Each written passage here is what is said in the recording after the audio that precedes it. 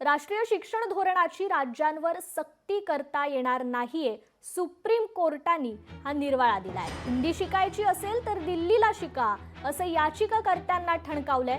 राष्ट्रीय शिक्षण धोरणाची अंमलबजावणी कराच अशी सक्ती करणारे आदेश भारतातील कोणत्याही राज्याला देता येणार नाहीयेत। हिंदी शिकायची असेल तर दिल्लीत शिका असं स्पष्ट करत सर्वोच्च न्यायालयाने हिंदी सक्ती संदर्भातील याचिका फेटाळून लावली आहे।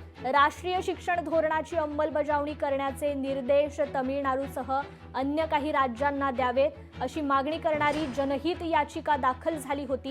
ही याचिका फेटाळताना न्यायाधीश जे.बी. पारदीवाला आणि न्यायाधीश आर. महादेवन यांच्या खंडपीठाने हे स्पष्टीकरण दिलंय। या मुद्द्याची वैधता रीट याचिकेत न तपासता योग्य सुनावणीत स्पष्ट केली जाईल असंही न्यायालयाने नमूद केलंय।